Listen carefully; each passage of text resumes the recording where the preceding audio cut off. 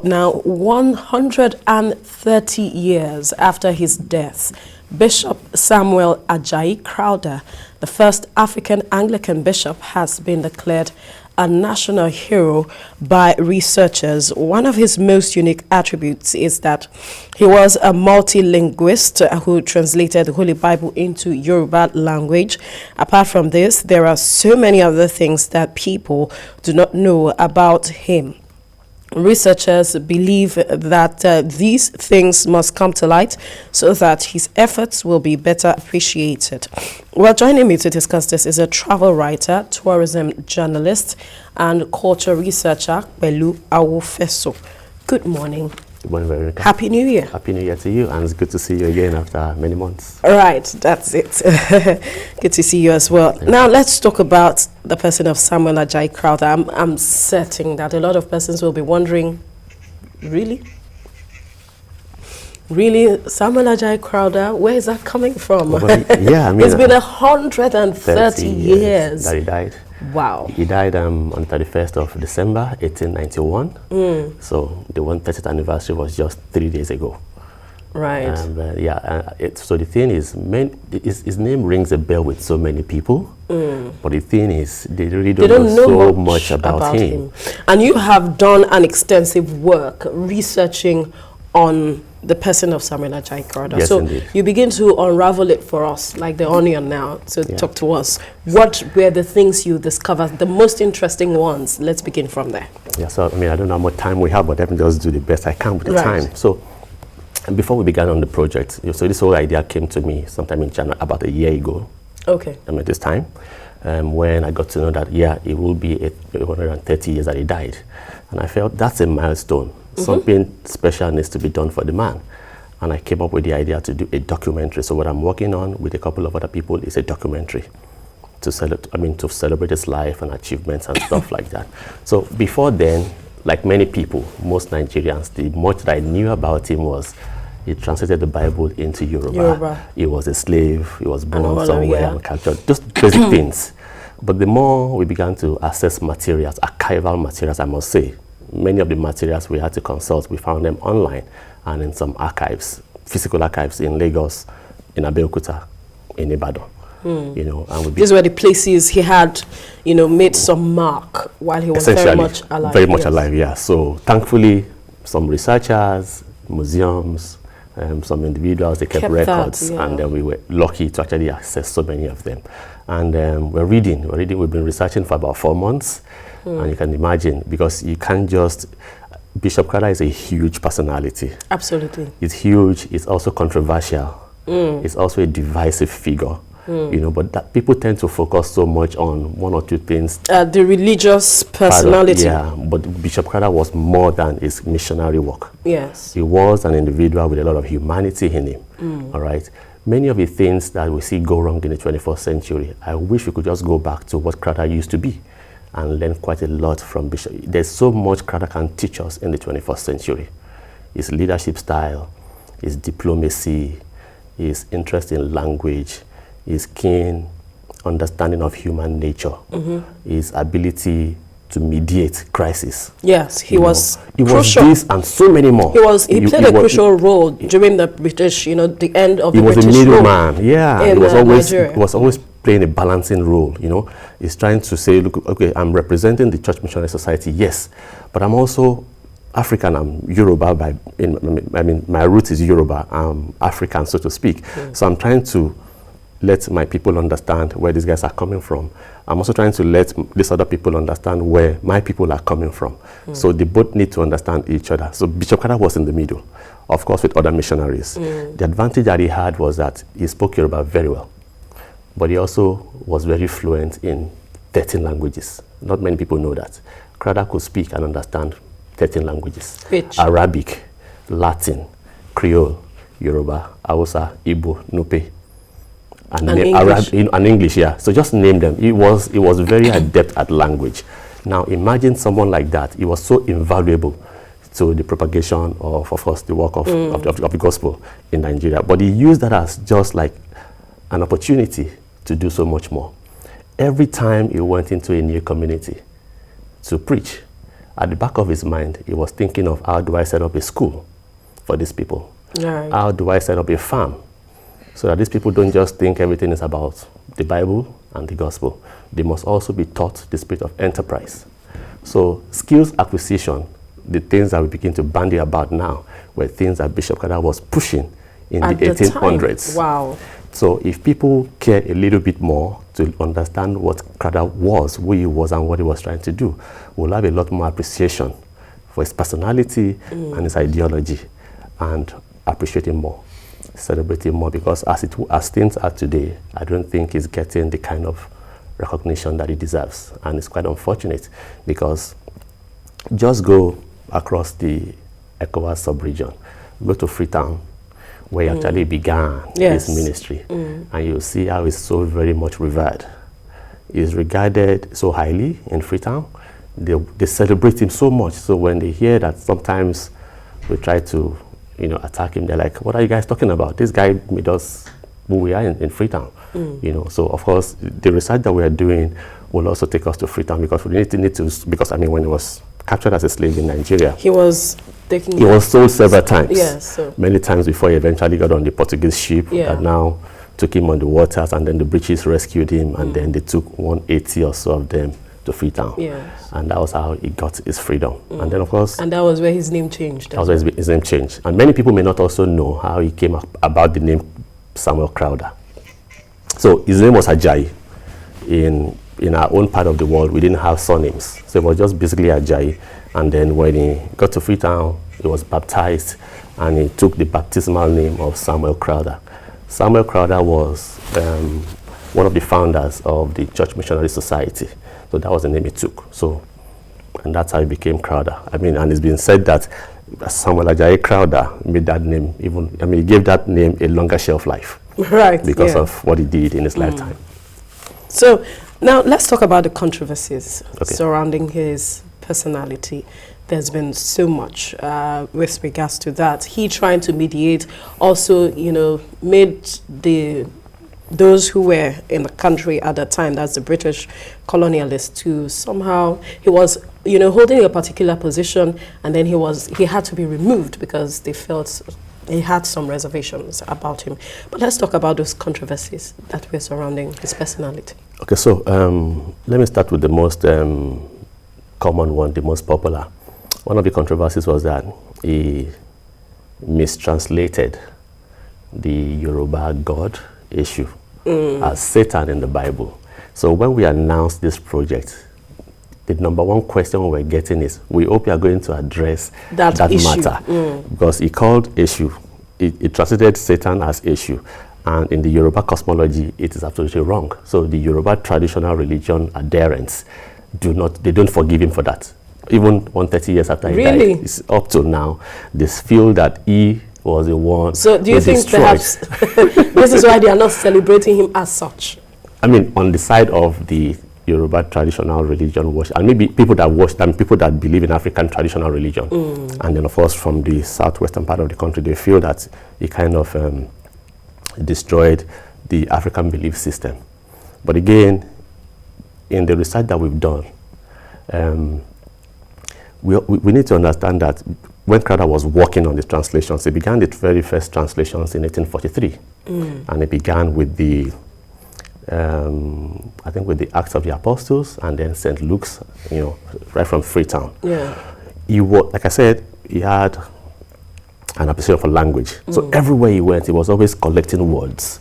He was doing a comparison. Okay, what is this word called in this dialect? What is it called? So he was doing a lot of comparisons. There was nobody had done the work, but there was no dictionary he could use. So he was basically building the dictionary, on his own himself. There was no smartphone, there was no Google, there was no internet. This man was traveling long distances as a missionary. At the same time, he was careful about what language are they speaking.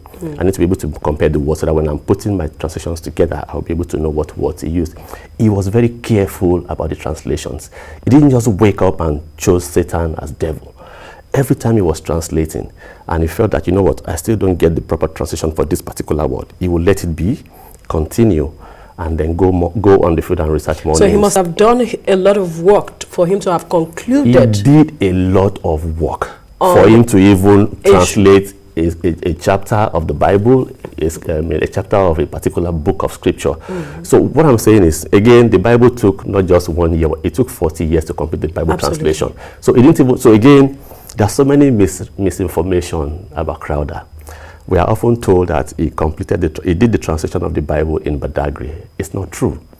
He did a part of the translations in Badagry. He did a bit of it in Freetown, like I said. He did some of it in Liberia and Monrovia. He did some in Otta.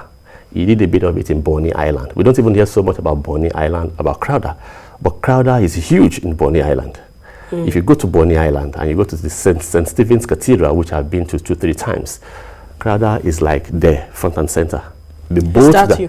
No. I mean, as in, his memory. Okay. Is the things that he used to preach. Right. There is a Bishop Crowther Chapel inside the St. Stephen's Cathedral where you will see the altar, the pulpit, all the things that Crowther used. Even his throne as a bishop is in Bonny Island. Nigerians hardly know this because we really don't care for our history. But the people in Bonny appreciate, just like the people in Freetown. Bonny Island is also one community that celebrates Crowther. But they don't seem to talk much about it's because we don't hear so much about Bonny. When we hear about Bonny Island, we only talk about the NLNG project. But there is also missionary landmarks or imprints right there in the Bonny Kingdom. But again, because Bonny is not easily accessible, many of us don't really go, because before you can go to Bonny, you have to go on the waters. Right. So also the boat that Crowther used in his missionary work to evangelize the Niger Delta is right there in the compound. You see it as you go inside. So we have all of these landmarks to Crowther in so many parts of the country. And the whole idea of the documentary was inspired by his travels. Many people may not also know Crowther he kept a lot of journals. He was writing journals. He was keeping records of his everyday activity. So you find a lot of his writings that he wrote by himself.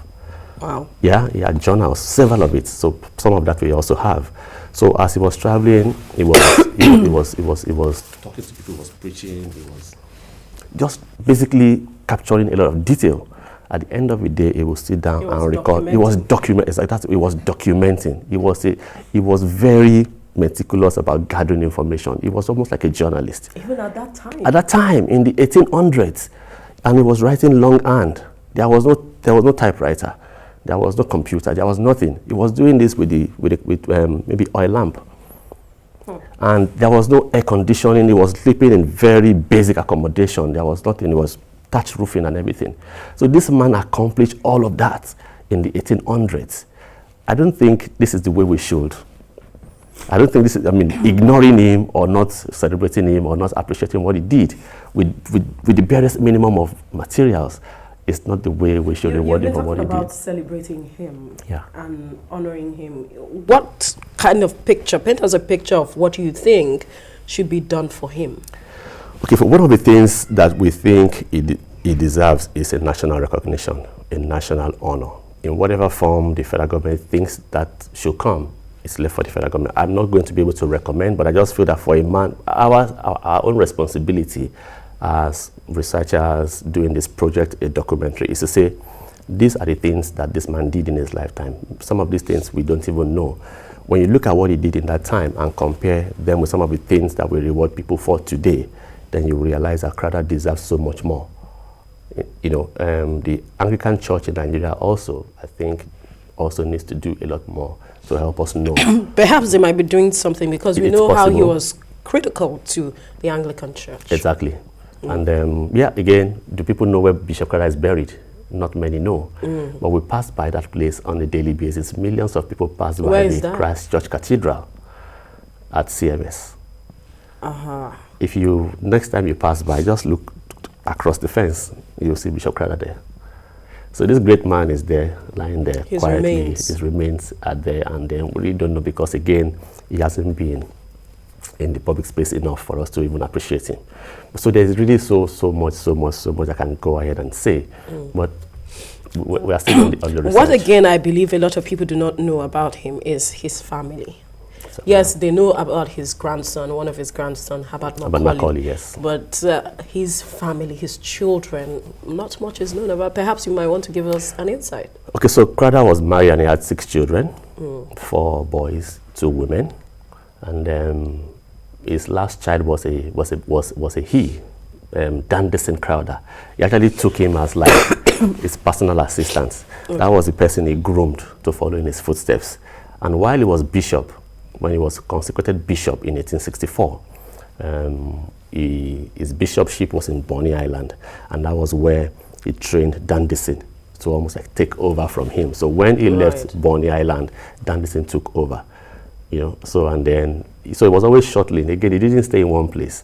He was shuttling from one town. He was in Onitsha. He was in Lagos. As a missionary, you don't stay in one place. So he had all of these children. Some of them were traders. They didn't actually go in the line of missionary work. And I'm in touch with one or two members of his descendants who live with us presently. Yes, I wouldn't want to mention names right now, but I'm in touch with them. I'm not sure they want me to mention. They don't want the word. No. I'm just saying I didn't discuss this with them that I was permission, coming. Yes, I don't want to just be throwing names about. But again, the descendants live with us. They don't bear Crowther anymore, but they live with us right here, right now. And I'm hoping that we'll be able to also, include them in the documentary that we're working on.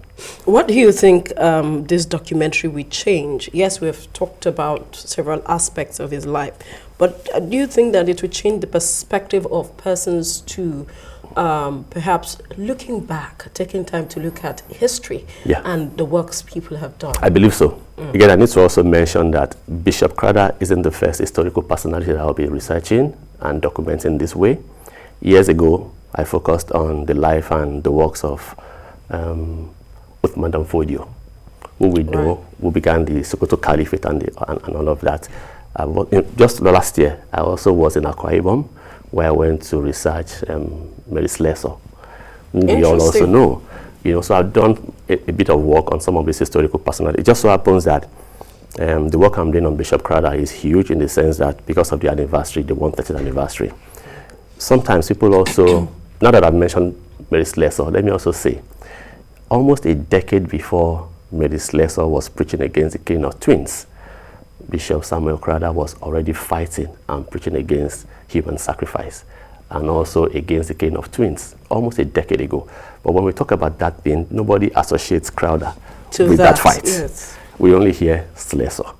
Again, we're not trying to knock anybody's head against. We're just trying to present the facts as we see them, and then let the Nigerian public see for themselves. Because again, it's almost as if we've been comfortable with a single story. Now it's time for people to see these other different stories. Sides. Yes, see the different sides, and then make up your mind whatever it is you want to believe. One of the things we also don't know is that though Crowther was preaching, he was trying to convert people from their traditional religion to Christianity. He was very respectful of their own beliefs. Even he was very respectful of the African traditional belief system as well as the Islamic religion. And he was always being heard telling his fellow missionaries, when you go to the field to preach, don't desecrate the religions of these other people. Talk to them like reasonable people. You just share the gospel with them and respect their belief. They may not accept immediately, but our duty is to keep on preaching, to keep on converting until we win them over. What they did is not different from what today's clergymen do that we know now. They were basically just preaching and trying to win souls and trying to convert people. But they were doing it with a lot of respect and regard for their own. Do you think that system. If those in the traditional system who are not happy with the fact that he translated the Bible the issue controversy, do you think if they understood that aspect, they will still have this notion of being angry towards him? I think if they understand, they will not be as angry as they are, because the man was just exceptional. Crowther stood out from the beginning. There were 180 of them as slaves who were released. He's about the only one person who kind of has this remarkable life after being captured as a slave. Yes. And then he felt he owed the British something because he rescued. He would have been a forgotten human being. He would have died in the waters. Who knows? He may not have survived slavery, maybe the ship. But somehow he was rescued. I think maybe God wanted to use him to do something, and I believe we all saw that. We saw the, we see the results. Again, like you said, some of the controversies. How did he die? This man invested 6 decades of his life as a missionary. And then at the later end of his life, the Church Missionary Society, choosing to believe whatever they wanted to believe, sent some young priest down to Onitsha to come and examine the books, to come and just assess what was going on. And these guys did not look at the facts properly. They were out to get just one thing. We just want to show that this man is incompetent. This man was 80 or 81 at the time. He's an old man. He's already giving you 60 years of his life. And then at the end of the day, you cause him grief. He had a stroke, he had hypertension, and then he was taken to Lagos and he died in Lagos. You know, and after giving so much of himself, even at that time, even before he died, he wasn't so bitter. Ordinarily, a normal human being would have been bitter. Right. But this man embodied what it meant to be a Christian. So he accepted every wrongdoing in his stead. He didn't really react. How about his wife? Where was she in all of this, his travelings and all? The wife was always with the family, with the children. And that's the one thing we also need to appreciate. A man will leave his entire family and go for months and weeks evangelizing in different parts of the world. He couldn't make a call. We should understand that there was no phone.